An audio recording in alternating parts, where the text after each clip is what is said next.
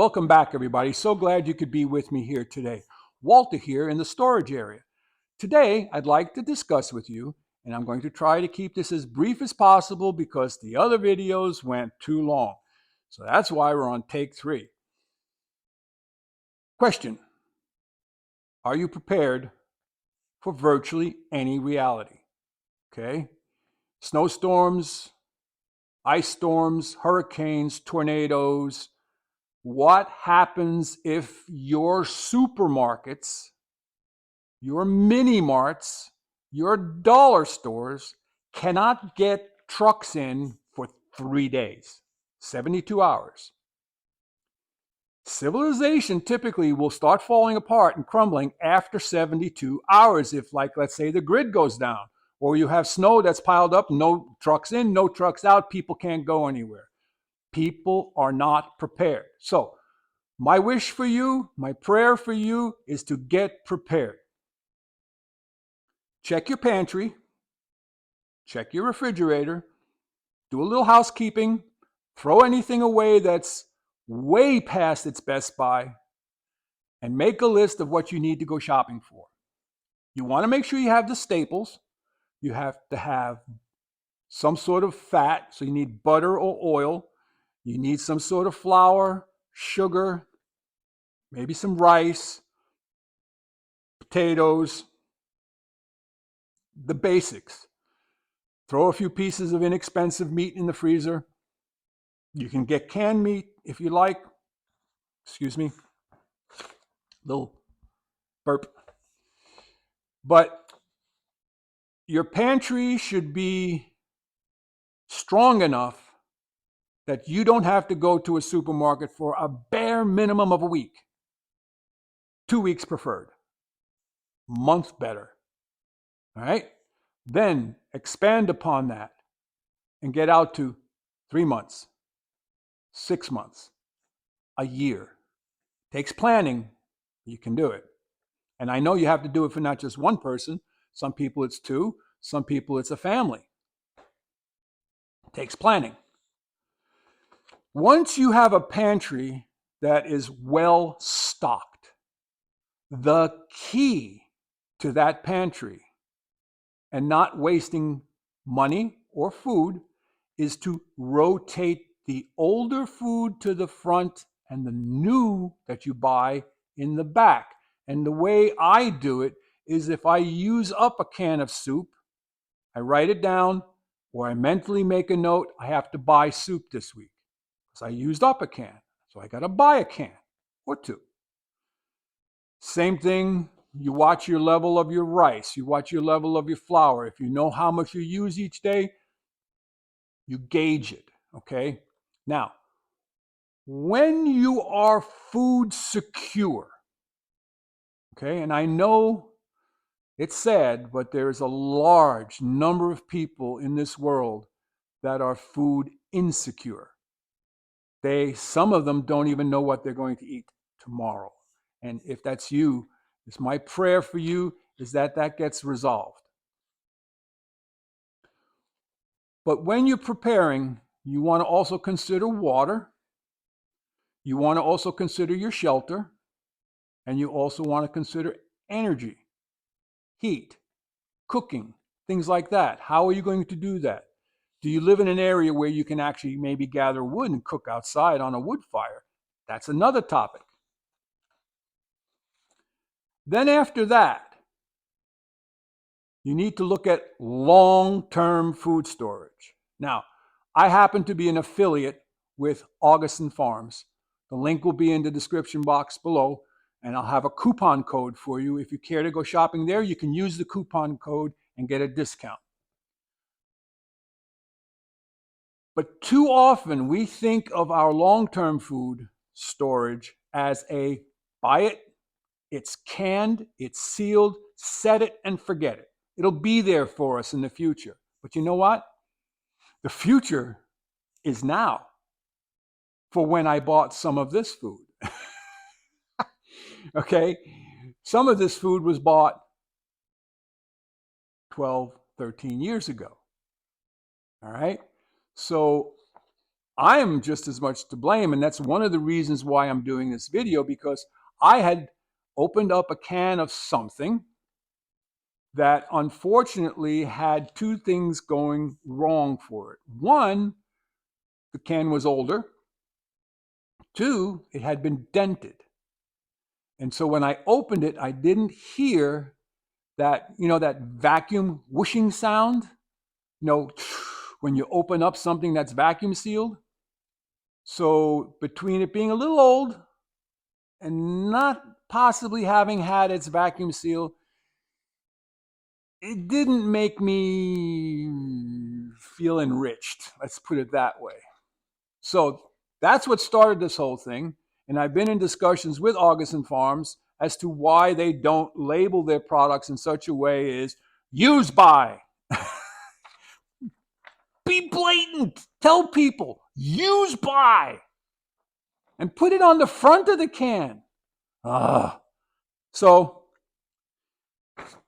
I'm compiling a list. Instead of me reading down through the list and explaining each one, I'll put some of the bullet points and links to the Augason Farm website where you can see, like for instance, here, up to 5-year shelf life. And there's a link, and you can click on that link and see what lasts for 5 years. Then there'll be one for 7 years. There'll be one for 10, 20, 25, 30 years. Okay.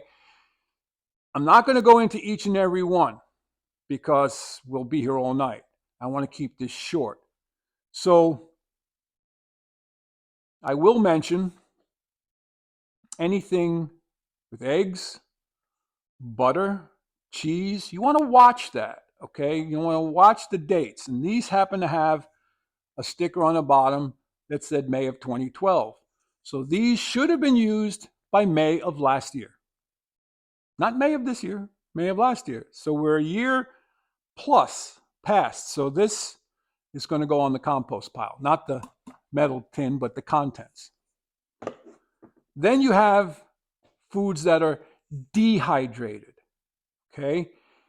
When something is dehydrated, it means they have passed air, warm, dry air over it until it gave up its moisture. So these apple slices are dehydrated, and they'll last, typically veggies and fruits that are dehydrated can last up to 25 years. So these are good until 2037. Give me something to enjoy in my old age. But the key is anything freeze-dried. Anything freeze-dried typically can last 30 years, maybe longer, I don't know. Now this can of corn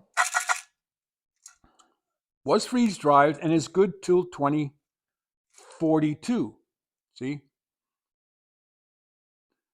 And that's where a Sharpie is your friend. You take the information that's down here and you abbreviate it up here so you understand it. So the 5th of April, 2042. This is good till. However, any form of damage to the can, this has a dent, and it's questionable. So this one's going to go into the house, into the regular pantry. When I go to open it, this one has a flip top. I'm not so sure if flip tops are as good as the ones you need a can opener to open. But when I open that flip top, I need to consciously pay attention for that sound, that so you know the vacuum was still sealed. If the vacuum was not sealed, because this was freeze-dried, and it was done in 2012, we're 13 years out, I might make a small serving of this, cook it up, and try it. If it tastes okay and it doesn't make me ill, we'll use it. But if not, it goes on the compost heap. You are in charge of your own health. Don't eat compromised food. Don't listen to somebody that says, oh yeah, that'll be fine. know the facts. And that's why I'm going to give you all the facts that I have. Some products packed in pouches have a shorter shelf life, sometimes 3 to 5 years, sometimes a little longer. Some products packed in tins have a little bit longer. And if you're doing some packing yourself and you're putting it in glass jars with a vacuum sealer and an oxygen absorber, some of those, if kept cool and dry, will last just as long as these tins. So, lastly, what about the storage area? The best way to store food is cool and dry. So this building is highly insulated. Typically, it's in the 50 to 65 range. In the wintertime, the heat unit kicks on, keeps it dry, keeps it above freezing, but usually around 45 to 55. And in the summer, everything's kept closed, so it stays cool in here.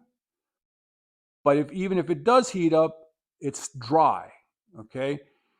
If you put something in a basement or a damp storage area, watch for rust, because rust, if you see a little dot of rust, if that rust goes just deep enough, it will release the vacuum seal and the food will spoil. So watch rust. I don't care whether it's tomato sauce that's in a can or whether it's green beans or carrots that you buy from the grocery store in a can wet.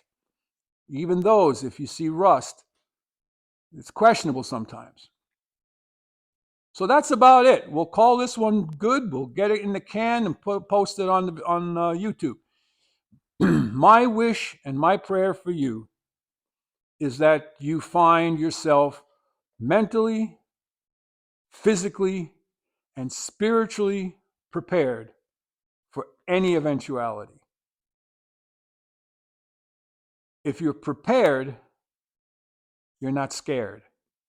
So get yourself ready. Winter season's coming for the North Country here.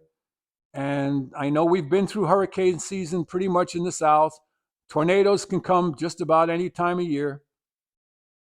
Get yourself prepared. Water, too. You want to make sure you have water, or at least be able to find a source for water and have filters to filter out any impurities. That's about it.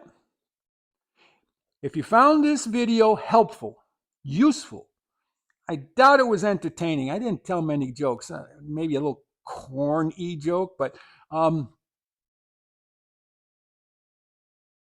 any comments, put them in the comment section. Any questions in the comment section. You can hit like or dislike, hit subscribe, share the video, okay? That's the biggest thing you can do for me, is send a link of the video to a friend, a neighbor, a loved one, and say, hey, check out this video on food preparation. We need to be food secure. And if you're food secure, now what about your neighbor and your neighbor's neighbor and your cousin and your brother and your mother and your father, so on and so forth? You get my point. That's about it. I'm starting to ramble. You have yourself a blessed day. Walter out.